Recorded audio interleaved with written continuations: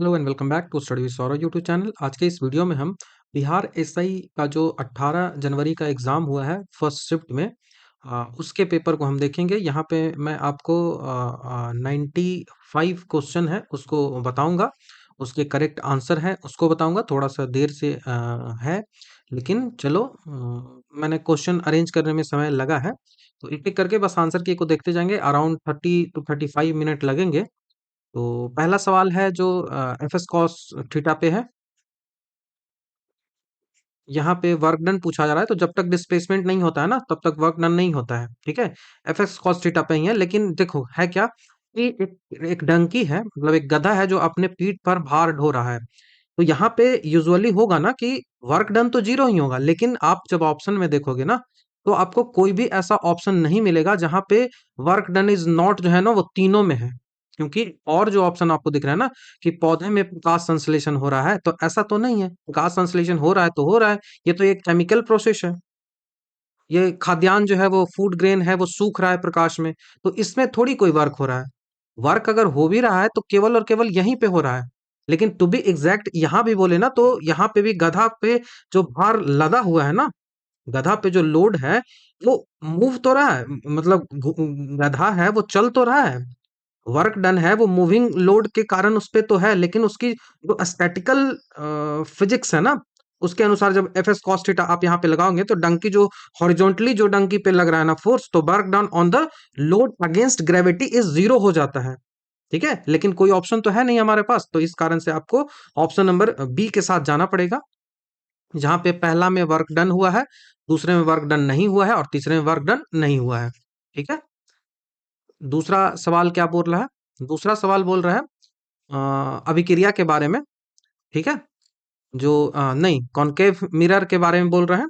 ठीक है, दूसरा जो सवाल है वो बोल रहा है कॉनकेव मिरर के बारे में। हिंदी पढ़ लो, ज्यादा अच्छा है, बाकी तो पीडीएफ में मैंने दे रखा है। अवतल दर्पण वास्तविक और आभासी दोनों प्रकार के प्रतिबिंब बना सकता है।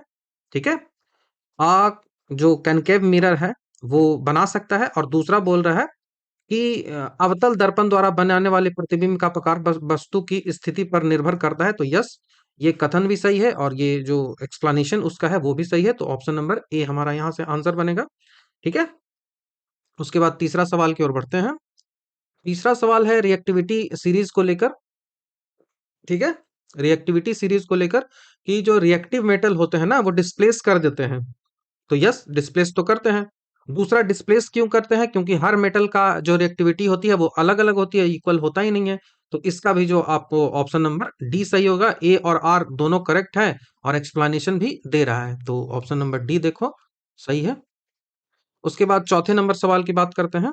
चौथा, जब आपको ये बैलेंसिंग किया गया है, तो जब आप बैलेंस इनको करोगे तो आप आसानी से इनको निकाल दोगे। बहुत आसान सा सवाल है, ऑप्शन नंबर डी। बाकी बैलेंस करने में तो थोड़ी प्रॉब्लम होगी। हाँ, फिर आपसे पूछ रहा है ना कि अल्फा पार्टिकल की स्कैटरिंग जो रदरफोर्ड ने किया था, उसके बारे में पूछ रहा है। तो बोल रहा है कि नाभिक के भीतर अधिकतम भाग खाली होता है। Most of the space inside the nucleus is empty. और आपसे पूछ क्या रहा है कि जो करेक्ट है, नॉट करेक्ट पे बात कर रहा है। तो देखो, ये एटम था ना, तो एटम खाली था, लेकिन जो न्यूक्लियस था ना वो खाली नहीं था, वो तो न्यूट्रॉन और प्रोटॉन से भरा हुआ था। तो न्यूक्लियस का जो है वो खाली कह देंगे, लेकिन एटम तो खाली नहीं था ना। इसकी तो डेंसिटी बहुत ज्यादा थी ना, तो इस कारण से ऑप्शन नंबर ए ही इसका गलत हो जाएगा। ठीक है, ऑप्शन नंबर ए गलत हो जाएगा। अब हम अगला क्वेश्चन की ओर बढ़ते हैं। नेक्स्ट सवाल हमसे पूछ रहा है ना कि दिया हुआ है हमको फॉरेस्ट और मिलान करना है, सूची 1 और सूची 2 को मिलान करना है। तो देखो, एक क्वेश्चन आपको अगर पता होगा उससे ही आप मिलान कर पाओगे। मैंग्रोव में यदि आपको सुंदरी पता होगा तो इससे ही मिलान कर लोगे, क्योंकि सी का 3 एक ही में है बस। सी का 3 यहीं पे है, तो ऑप्शन नंबर ए के साथ निकलते चला जाओगे। तो उतना ज्यादा करने की आवश्यकता है भी नहीं कि हमको क्या करना है, नॉलेज दिखाना है, नहीं। 61.8 इसका होता है। ठीक है, और नेक्स्ट सवाल है, 8वां नंबर का जो सवाल है वो बोल रहा है कि जो चावल के बारे में कि पंजाब पंजाब और हरियाणा है ना, पंजाब और हरियाणा वहां पे राइस भी एक कॉमर्शियल क्रॉप है जिसको बेचा जाता है। ठीक है, और बेच के पैसे कमाए जाते हैं। लेकिन यही क्रॉप जो है ना वो उड़ीसा और बिहार में हम खाने के लिए यूज करते हैं। तो ये हमारे लिए जो है वो हमारे लिए निर्वाह कृषि होती है, मतलब हम जो उपजाते हैं वो हम खा लेते हैं। ठीक है, तो सबसे सब्सिस्टेंस क्रॉप हमारे लिए होती है। तो यस, इट इज करेक्ट और इसका एक्सप्लेनेशन भी करेक्ट है। कि वैसे क्रॉप को जो है वो निर्वाह कृषि के लिए कहते हैं जिसमें जरूरी बस पूरा हो जाए, बिक्री नहीं किया जाए। ठीक है, तो ये आपका आंसर और नंबर आठवां का ऑप्शन नंबर ए हमारा आंसर होएगा। एक्सप्लेनेशन भी कर रहा है, ठीक है, सही स्पष्टीकरण भी कर रहा है। नेक्स्ट सवाल आपसे पूछ रहा है कि हाजीपुर में कौन सा मिलता है, तो गंडक हो जाएगा, बूढ़ी गंडक नहीं लगाना है। गलतियां होती हैं यहाँ पे भी, बहुत कंफ्यूजन होके गलतियां हो सकती है, लेकिन पूछ रहा है देखो, which of the following statement is not false, मतलब करेक्ट है, नॉट फॉल्स करेक्ट है। तो आठवां नंबर का रैंक है नहीं, ये तो गलत हो जाएगा। दोनों के बीच, जैसे ये भारत है ना, ऐसे कुछ है भारत, तो इनके पूरब और पश्चिम के बीच और उत्तर और दक्षिण के बीच का डिस्टेंस कितना है, तो 281 किलोमीटर है, यही सही है। बाकी 1500 जो है वो लेंथ एरिया नहीं है, ये इंडियन का कोस्टल एरिया नहीं है, ये तो पूरा लैंड वाला एरिया है। कोस्टल वाला तो 7500 के अराउंड आता है, तो यहाँ पे गलतियां होती है, ये भी गलत है, ये भी गलत है, तो सही ऑप्शन नंबर बी हो जाएगा। ठीक है, ऑप्शन नंबर बी। नेक्स्ट आपसे पूछा रहा है कौन सा, कि which of the following is not correctly matched, तो आसानी से भिलाई कर लोगे। भिलाई मध्य प्रदेश में नहीं है, ठीक है, भिलाई जो है वो मध्य प्रदेश में नहीं है, भिलाई तो छत्तीसगढ़ में है। भिलाई जो है वो एक स्टील प्लांट है जो कि छत्तीसगढ़ में है, तो ये आपको ध्यान रखना है। बाकी फिर से एक आसान सवाल बरौनी वाला है, बरौनी बिहार में है तो झारखंड में तो हो नहीं सकता है, तो ऑप्शन नंबर इसका सी पड़ जाएगा। उसके बाद विच of the best describe the function of money, money के फंक्शन के बारे में कौन जो है वो अच्छे से डिस्क्राइब कर रहा है, तो option number A, store of store of value and a unit of account, तो ये भी सही है। दूसरा, medium of exchange and a measure of money, तो ये भी सही है। तो एक और चार जहां पे आपको मिलेगा वो सही हो जाएगा। तो एक और चार कहाँ है, ओनली एक और चार, तो ऑप्शन नंबर डी।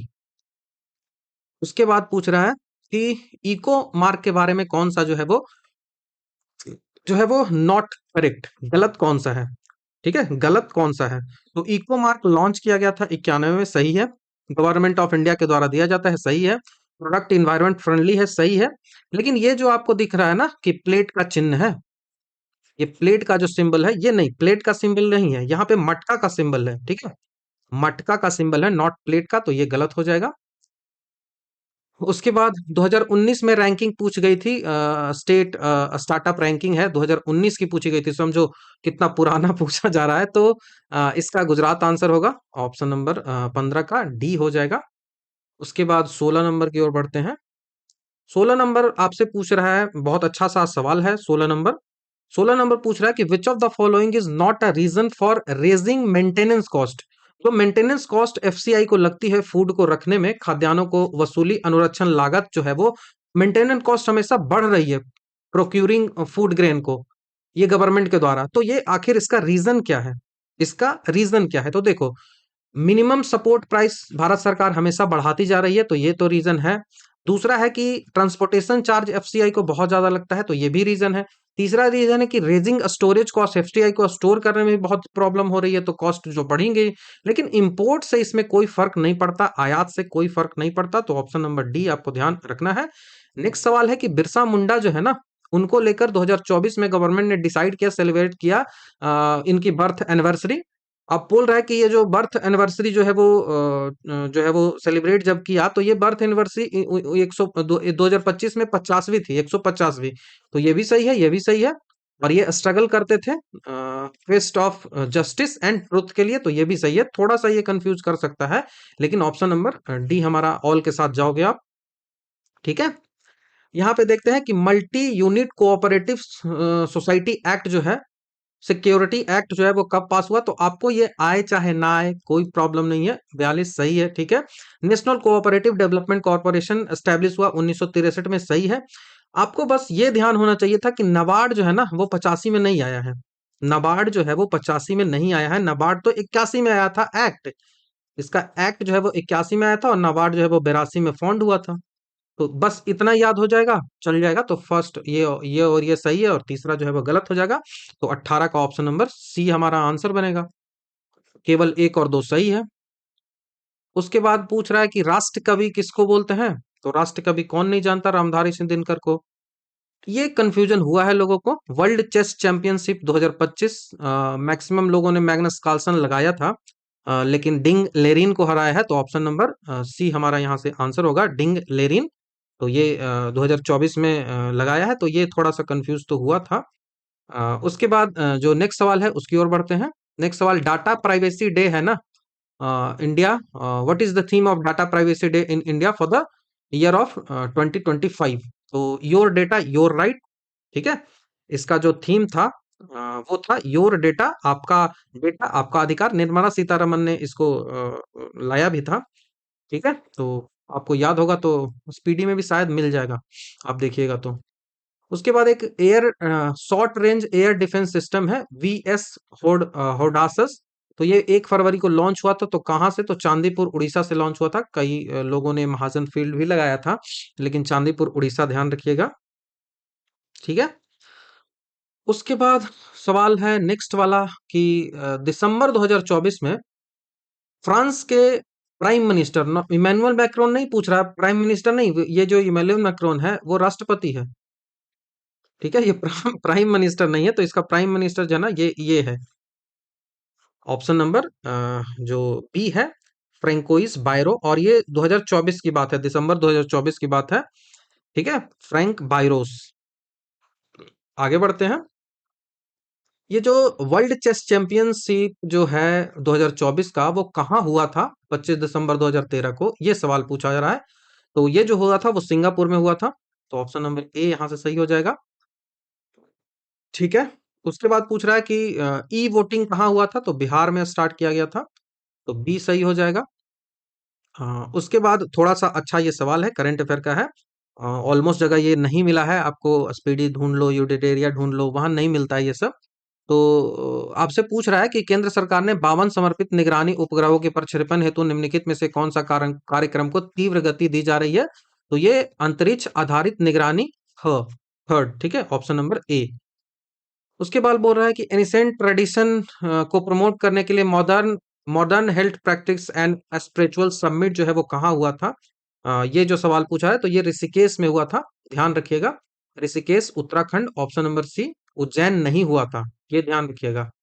नेक्स्ट सवाल 28वां नंबर का है कि जो नेशनल वाइल्ड लाइफ वीक 2025 का हुआ था, उसका थीम क्या था? तो ह्यूमन वाइल्ड लाइफ को एग्जिस्टेंस, तो ये तो सही है। उसके बाद ये जो मेन इसका जो प्रोग्राम हुआ था वो उत्तराखंड में हुआ था, तो ये भी जिम कॉर्बेट वाला भी सही है, तो दोनों ऑप्शन सही हो जाएंगे। तो ऑप्शन ए और बी दोनों है, सी आंसर हो जाएगा, ठीक है। उसके बाद ई जो है वो इसको जब आप सॉल्व करिए तो C1 और C4 सही है, C1 और C4 सही है, ये देख लीजिएगा आप, आसानी से भी बन भी जाता है, उतना टफ था नहीं। और उसके बाद जो है वो आपका एक बहुलक से सवाल था, तो बहुलक वाला सवाल 9 सबसे ज्यादा बार आया है और 3 से 5 में है, तो इसको जब F1 F2 का फॉर्मूला जब लगाइएगा तो इसका आंसर जो है वो 3.5 आएगा, ठीक है, 3.5 ऑप्शन नंबर सी। कई लोग अलग अलग भी दे रहे हैं, लेकिन 3.5 ही आएगा इसका, जब आप फॉर्मूला लगा के देख लोगे। फॉर्मूला देखो मोड का क्या होता है, मैं लिख भी देता हूँ, कंफ्यूजन ना हो। L+F1 माइनस F0 बटा 2F1 minus F0 minus F2, ठीक है, गुना H। इसको पूरा सॉल्व करिएगा तो आसानी से आ जाएगा। देखो मैं लिख देता हूँ, तो 3+9 - 8 बटा 18 - 8 - 6 गुना 2। इसको सॉल्व करिएगा, आसानी से आ जाएगा, ठीक है। उसके बाद सवाल पूछ रहा है कि गलत कौन सा है? तो ये सही है, ये सही है, ऑप्शन नंबर जो सी दिया हुआ है ना वो गलत है, ऑप्शन नंबर सी इसका हो जाएगा। ये सवाल बहुत अच्छा है, रिफ्रैक्टिव इंडेक्स से पूछा गया था। तो रिफ्रैक्टिव इंडेक्स का फॉर्मूला यदि आपको याद होगा, सी वाई वी होता है, सी वाई वी होता है। तो सी वाई वी है और एन बराबर 1, एन बराबर मान लो सी वाई वी है, तो एन बराबर 1.5 हमको दिया हुआ है। इसका मतलब हुआ कि लाइट जो है ना वो 1.5 टाइमर स्लो हो जाएगी, ठीक है, 1.5 टाइमर स्लो हो जाएगी, तो इस कारण से जो ये वाला सही है, ठीक है, स्लोवर हो जाएगी 1.5, तो ओनली स्टेटमेंट 1 सही है, ध्यान रखिएगा। बहुत अच्छा सा सवाल था, ये भी बहुत अच्छा सवाल है। अगला जो है कार की स्पीड को लेकर एक पूछा गया था ना, UT plus half T square से भी बनेगा ये। तो इसमें ए और बी जो दोनों स्टेटमेंट है वो सही है, ठीक है। इसमें एक जो है वो final velocity of the car 10 हो जाएगा और टोटल डिस्टेंस कवर जो होगा वो 25 मीटर होगा। आप u प्लस वी बराबर u प्लस 80 लगा दो, v बराबर u प्लस 80 जब लगाओगे तो यू तो इनिशियल स्पीड 0 होगा, 2 इंटू 5 होगा, तो यहाँ से तो आपको 10 आ गया। और उसके बाद U T plus half A T square लगाओगे तो यू तो 0 है, और हाफ लगाओगे ए और टी लगाओगे तो ए 2 है और टी 25 है। तो 25 को 2 से भाग दोगे तो 25 गुना 2 करोगे और 2 से भाग दोगे तो 25 आ जाएगा। तो यहाँ से 25 ये हो गया, तो एक और दो दोनों सही हो जाएगा। ठीक है, तो सी इसका आंसर होगा, एक और दो दोनों सही। 34 नंबर की ओर बढ़ते हैं। 34 है कि टेंजेंट की ओर भागेगा। देखो टेंजेंट वाला कौन सा है, तो टेंजेंट यहीं पे नजर आएगा, एक रस्सी को घुमा रहे हैं, वही वाला सवाल है। बार बार ये पूछा जाता है, तो पढ़ने की भी जरूरत नहीं है सवाल को। पूछ रहा है कि सत्ता की साझेदारी पर निम्नलिखित दो कथनों पर विचार करिए। Consider the following statement on the power sharing. Power sharing पर पूछा जा रहा है।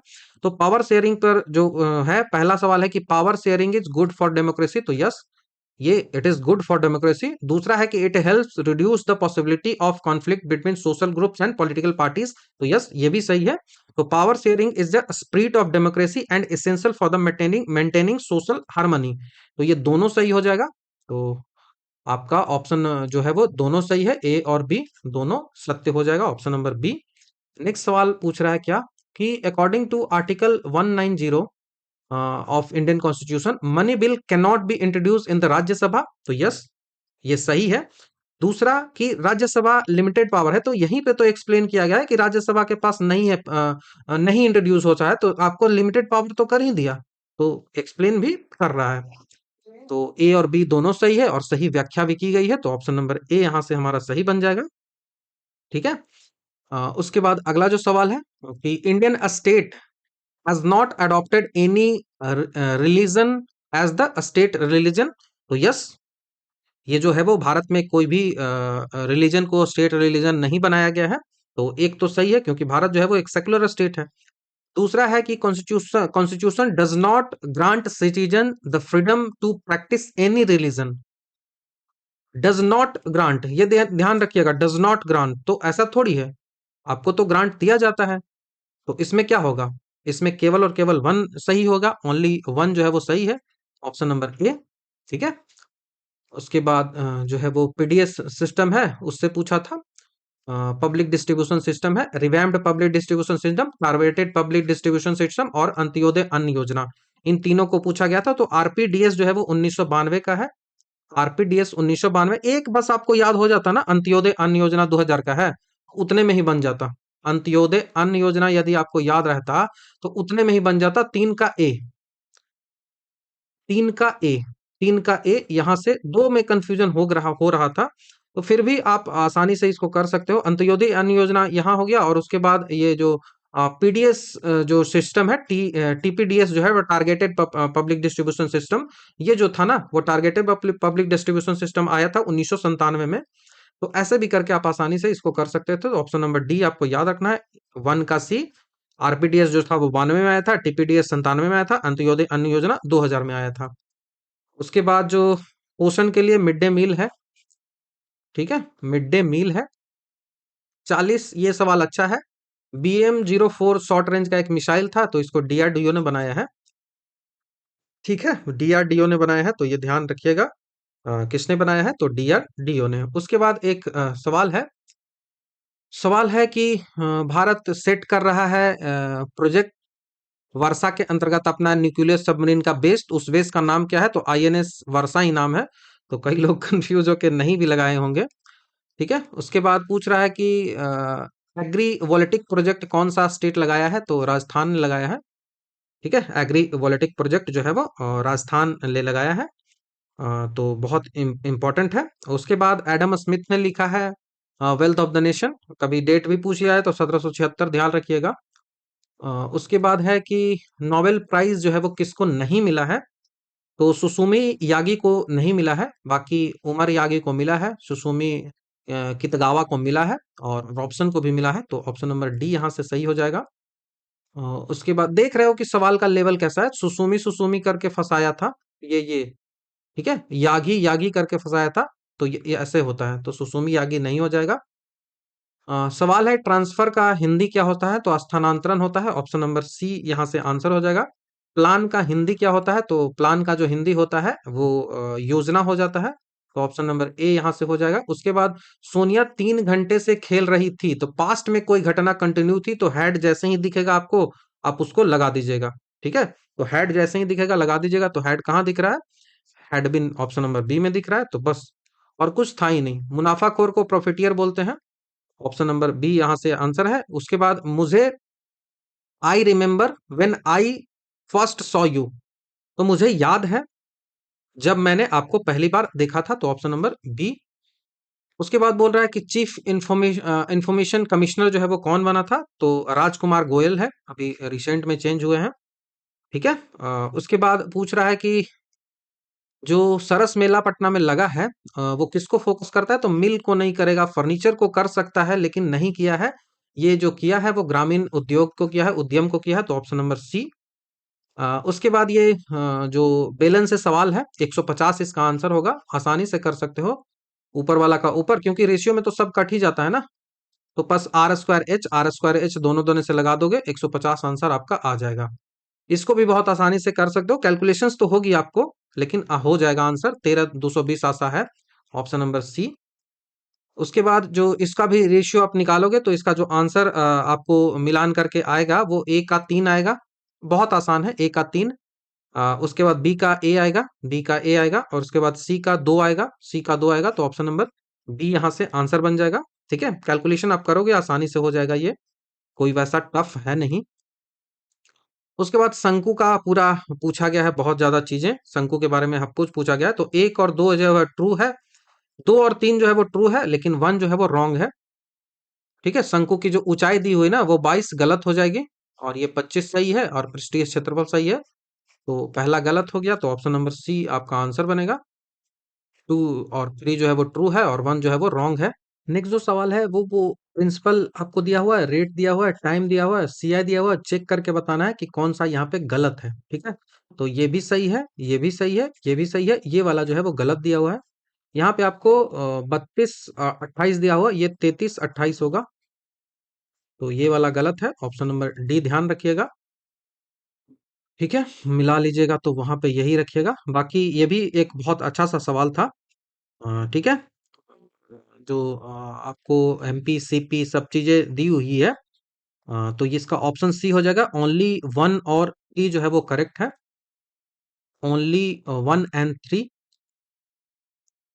ओनली 1 एंड 3, क्योंकि जीएसटी जब आप कैलकुलेट करिएगा ना, तो जीएसटी कैलकुलेट होता है किस पे? जीएसटी कैलकुलेट होता है जो प्राइस आपको मिल रही है, आप एसपी पे कैलकुलेट करोगे, ना कि आप जो है वो आपका जो पूरा प्राइस दिया हुआ है उस पे कैलकुलेट करोगे। तो उस कंसेप्ट पे ये था क्वेश्चन। उसके बाद ये जो क्वेश्चन पूछा रहा है कि प्रकाश संश्लेषण के लिए CO2 HO2 और खनिज आवश्यक कच्चा पदार्थ है, तो ये तो सही है। ठीक है, ये भी सही है, लेकिन ये जो दे रहा है ना कि पोषक तत्व जो है वो प्रकाश संश्लेषण के ऊर्जा स्रोत की तरह काम करते हैं, प्रकाश संश्लेषण के ऊर्जा स्रोत की तरह वो काम नहीं करते हैं। ठीक है, तो ए तो ट्रू है, लेकिन आर जो है वो गलत हो जाएगा। ठीक है, आर गलत हो गया, तो CO2 HO2 एंड मिनरल्स है वो रॉ मटेरियल है, लेकिन जो सनलाइट है ना, कोई न्यूट्रिएंट्स नहीं, सनलाइट है ना, वो प्राइमरी सोर्स के रूप में काम करता है, ऊर्जा के रूप में काम करता है, ना कि पोषक तत्व जो है वो ऊर्जा के रूप में काम करता है। तो यहाँ पे ये फॉल्स हो जाएगा, तो ध्यान रखिएगा। तो इसका ऑप्शन नंबर सी आंसर बनेगा, ए ट्रू है, और आर जो है वो फॉल्स हो जाएगा, option number C. Crucial role Mahatma Gandhi को किसने बुलाया था, तो राजकुमार शुक्ल ने बुलाया था, सी ऑप्शन। तो ये तो बहुत आसान है। उसके बाद केप ऑफ गुड होप को किसने डिस्कवर किया था, तो बार्थोलोमेव डियोज है, उसने किया था, ना कि वास्को डिगामा। ध्यान रखिएगा, वास्को डिगामा नहीं होगा आंसर। नेक्स्ट सवाल है कि आल्वर और नयनार जो संत है ना, उनसे पूछा रहा है कि कहाँ से संबंधित है, तो ये तो बहुत आसान कर दिया ना, तमिलनाडु से है। आल्वर और नयनार, विष्णु और शिव, आपको पता है। न्याय सूत्र किसने लिखा है, तो न्याय सूत्र बहुत आसान सा क्वेश्चन से हो गया था, ऑप्शन से गौतम ने लिखा है।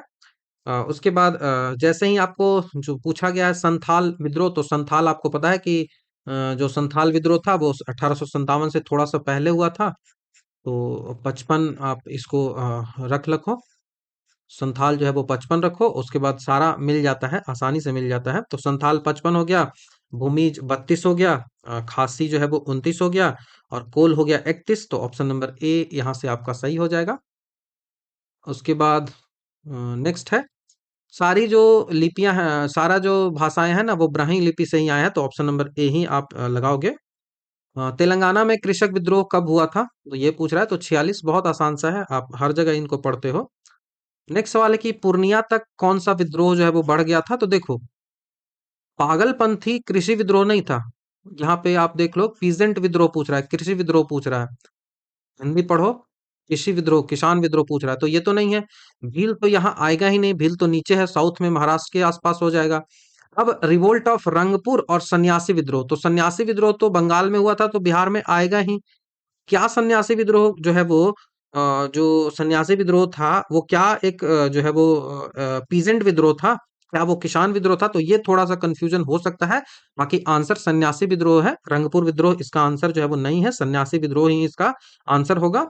नेक्स्ट सवाल है कि विक्रम बत्रा के बारे में पूछा रहा है कि विक्रम बत्रा जो है उनको मृतोपरांत जो है वो कौन सा अवार्ड मिला है, तो मृतोपरांत इनको परमवीर चक्र मिला है। नेक्स्ट सवाल है कि वर्क बुक जो है वो कंप्यूटर में कहाँ होता है, तो ये एक्सेल में होगा, ऑप्शन नंबर ए। कई सारे जो सीट्स होती हैं तो वो मिलके वर्क बुक बनाती है, तो एमएस वर्ड नहीं होगा। ठीक है। और डॉलर के बारे में पूछ रहा है, अरेंज करना है आपको करेंसीज को, तो ऑप्शन नंबर सी इसका आंसर होगा। ठीक है, ऑप्शन नंबर सी इसका आंसर हो जाएगा, अरेंज करिएगा तो। बाकी जल जीवन हरियाली मिशन कौन सा डिपार्टमेंट जो है वो चलाया है, तो ग्रामीण विकास विभाग चलाया है, ग्रामीण विकास विभाग। उसके बाद इमरजेंसी तीनों पूछ लिया था एक ही बार में, तो आप तो आसानी से कर सकते हो, ऑप्शन नंबर बी इसका आंसर बनेगा, 1 3 2। उसके बाद बोल रहा है कि 21 से 18 जो वोटिंग एज हुआ था वो कब हुआ था, तो 61वां संविधान संशोधन से हुआ था, तो ऑप्शन नंबर ए हो जाएगा। उसके बाद पूछ रहा है कि आरबीआई के गवर्नर कौन है, आरबीआई के गवर्नर, तो ये संजय मल्होत्रा हो जाएगा, ऑप्शन नंबर ए।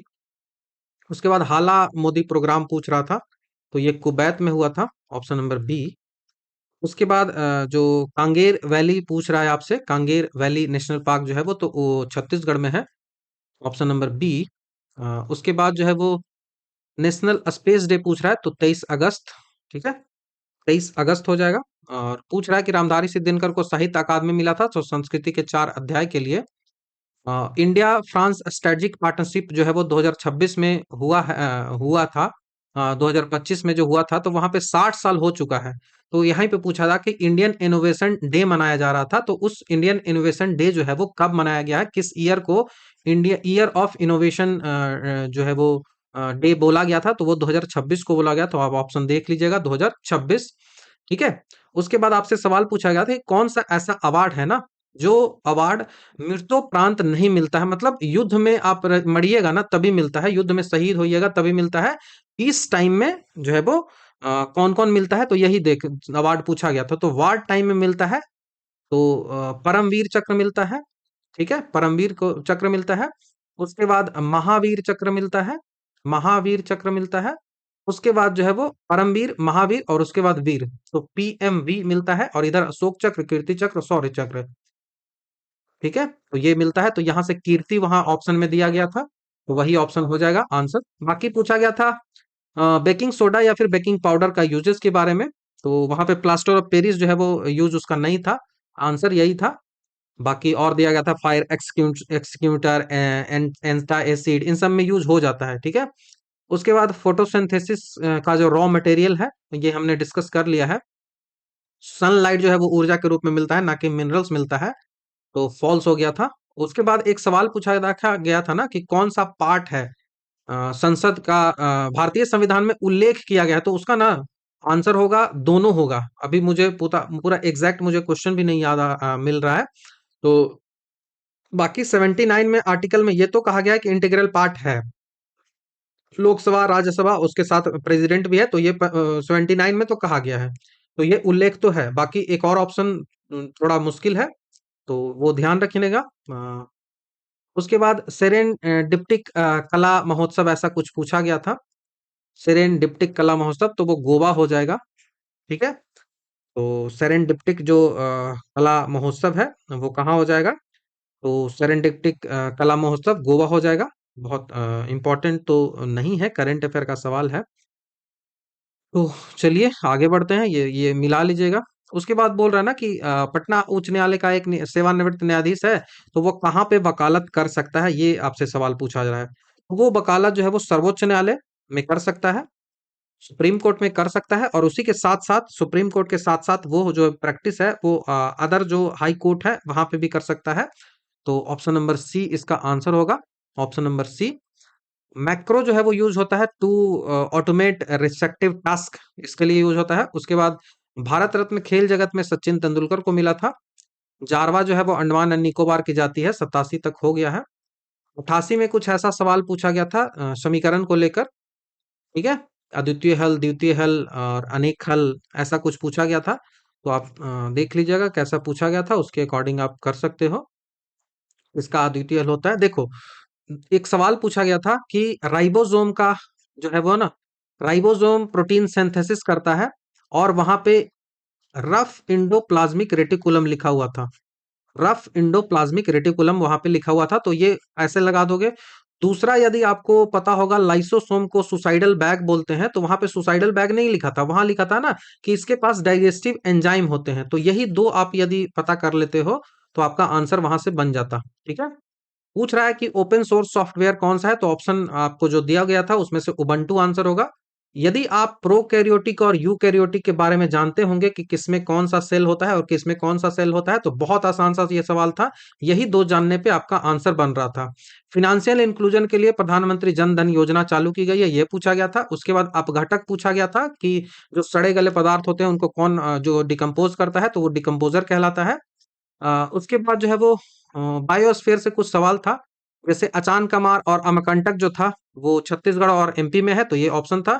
उसके बाद जो पंचमढ़ी है वो केवल और केवल एमपी में है, ये ऑप्शन था। और उसके बाद जो शेषाचलम जो पुष्पा में दिखाया गया ना मूवी में, शेषाचलम वो आंध्र प्रदेश में है, तो ये पूछा गया था। उसके बाद एक पूछा गया था एल्गी का सेल वॉल कैसा होता है, तो सेलुलोज का होता है। फंगी का होता है काइटिन का। तो ये आपको ध्यान रखिएगा, ठीक है। बाकी 95 सवाल हो चुका है, 5 सवाल और बचे हुए हैं, तो यदि आपको कुछ इससे डिफरेंट याद आता है तो आप मुझे बताइए, ठीक है। बाकी आपका स्कोर क्या रह रहा है, आप जो मुझे कमेंट में बता दीजिए। इसका पीडीएफ मैं आपको कलर करके, मतलब आंसर की टिक करके आपको अपलोड कर दूंगा शाम तक में भी। तो आई होप कि आपको आंसर की जो है वो कोई गलत यदि लगता है तो आप मुझे बता सकते हो। बाकी मैंने तो अपने हिसाब से जो कुछ था वो सब मैंने आपको बता दिया है। तो बाकी आपका कितने मार्क्स आ रहे हैं आप बता दीजिएगा, तो उससे ज़्यादा होगा अच्छा। और टेलीग्राम चैनल को ज्वाइन करिएगा, वहाँ पे मैं पोल भी लगा दूंगा बाद में। तो उस पोल के अकॉर्डिंग भी आप कर सकते हो चीज़ें, ताकि कट ऑफ जो है वो एक्सपेक्ट करने में थोड़ी जो सहूलियत मिले। बाकी थैंक यू वेरी मच। जो नेक्स्ट डिस्कशन है उसमें आपसे जल्द ही मिलता हूँ।